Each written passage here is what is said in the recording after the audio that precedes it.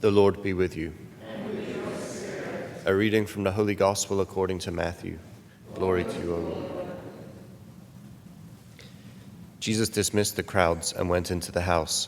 His disciples approached him and said, "Explain to us the parable of the weeds in the field." He said in reply, "He who sows good seed is the Son of Man. The field is the world, the good seed the children of the kingdom. The weeds are the children of the evil one, and the enemy who sows them is the devil. The harvest is the end of the age, and the harvesters are angels. Just as weeds are collected and burned up with fire, so will it be at the end of the age. The Son of Man will send his angels, and they will collect out of his kingdom all who cause others to sin and all evildoers. They will throw them into the fiery furnace, where there will be wailing and grinding of teeth. Then the righteous will shine like the sun in the kingdom of their Father. Whoever has ears ought to hear." The Gospel of the Lord. Praise to you, Lord Jesus Christ.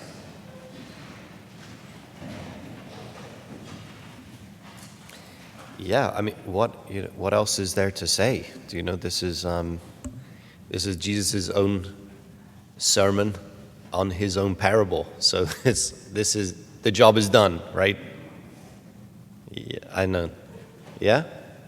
It would be good if the job was done. I'm very tired today, so this is like, there's something here though. I mean, even here now look, we have to think of, you have to think of what good company you are in, because even when Jesus finishes his sermon explaining the parable, he has this line, "Whoever has ears ought to hear." In other words, you should puzzle over this. So when I say things and you're confused by them, you're in good company, right? It's an exact parallel. So you are in good company today. No, I mean, this is the challenge, I think, of this particular passage in the Scriptures, actually is the way that Jesus ends it, to say, "Whoever has ears ought to hear," because it is that reality that we have to think about what Jesus has just said. And you think, well, what is there to think about? He's just said, he's explained himself. He's explained himself, and we still have to puzzle over, what's going on. I mean, it's just to say that, it's not just to say, but it's to say that there's so much at work, of course, in the passage, and there's so much in his explanation for us, and not simply our understanding and interpretation, but also our application. Perhaps, decisively more there.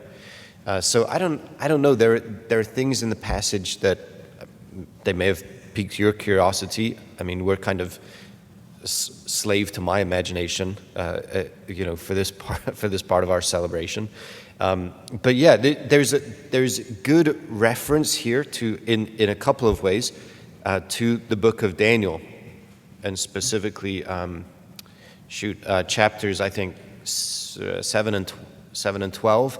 We have the figure, the Son of Man, is really taken from that book, and Jesus' application of that title, Son of Man, is a direct application to himself. So when Jesus says the Son of Man, we're supposed to hear, well, this is Jesus talking about himself, and it's not this kind of like casual, cool, like, I'm talking about myself in the third person.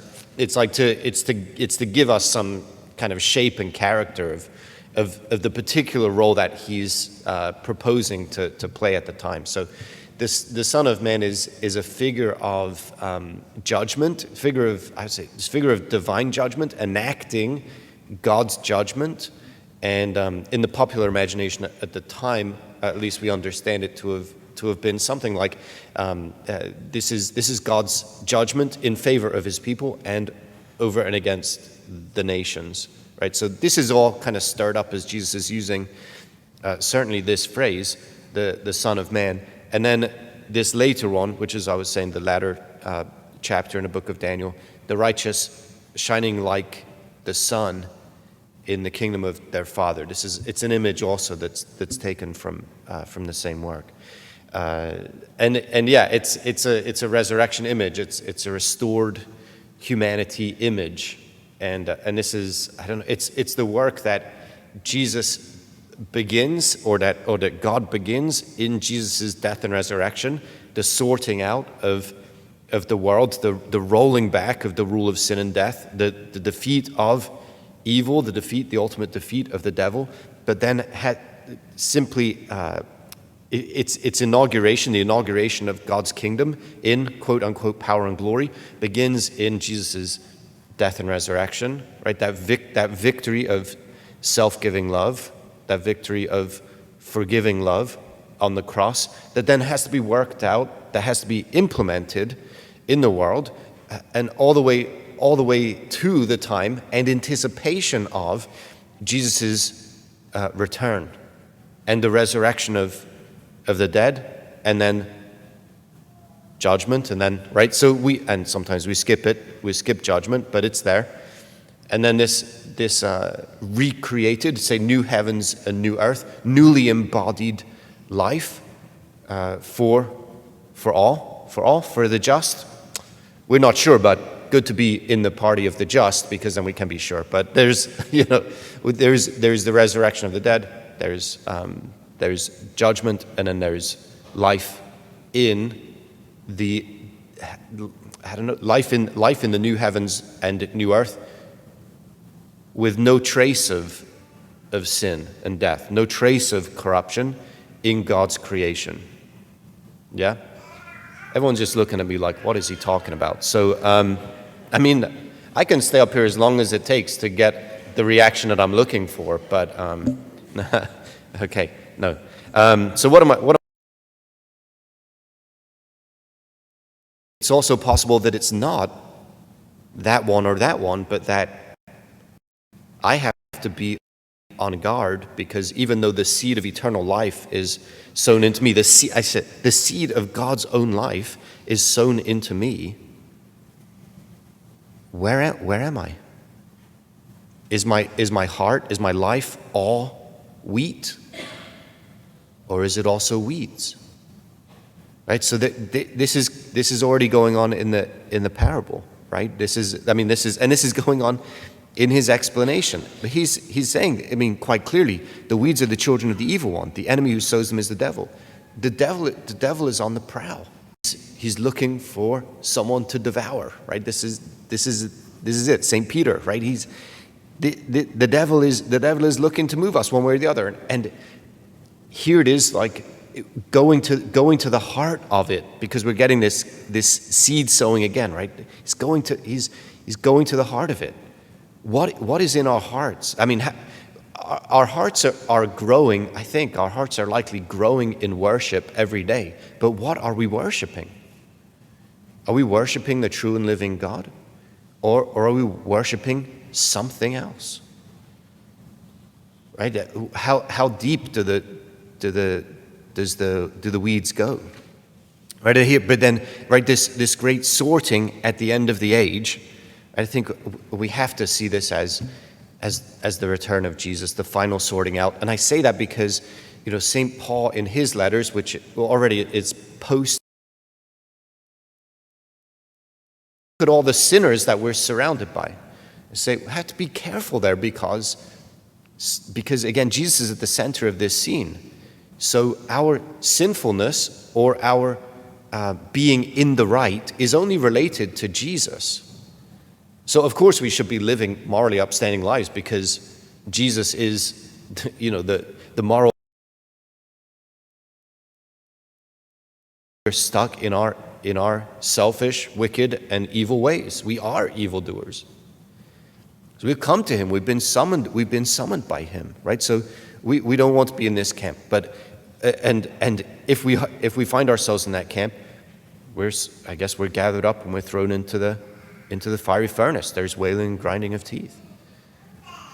We've rejected Jesus. We've rejected our call. We're not bearing the image of God. We're not bringing his love to life in the world. We're living our own way, right? We're doing our own thing. And I think there's a lot for us to puzzle over there. Because again, it's not neat camps. And we're not at the end of this explanation, I don't think any of us are feeling particularly safe. Except that we have our eyes and our minds and our hearts trained on Jesus. And that's all that matters. For me personally, to look at Jesus, to contemplate Jesus, to love him, right? To know him, to love him, to serve him. Already then, I'm living into the good judgment of God. Right? Already my life, like I'm starting to shine like the sun in all its radiant glory. That's where our hearts and our minds have to be fixed. The rest of it, the whole mess of the rest of it, like the whole rest of the sorting out and whatever, it should already be happening, again, in us and through us. The world, we're called to be part of God's putting the world to rights here and now. But we live in anticipation of that day when he will make it come firmly and finally. But remember, my friends, we're participating in it now by the renovation of our hearts and minds and lives. And so this is part and parcel of the end goal, the total renovation of hearts and minds and lives of all people. Where is the us versus them there? Except that we have to live with hearts and lives and minds made new to bring us, that's us, to live to bring the hearts and minds and lives of everyone we encounter to renewal, to the renewal that can only be found in Christ Jesus.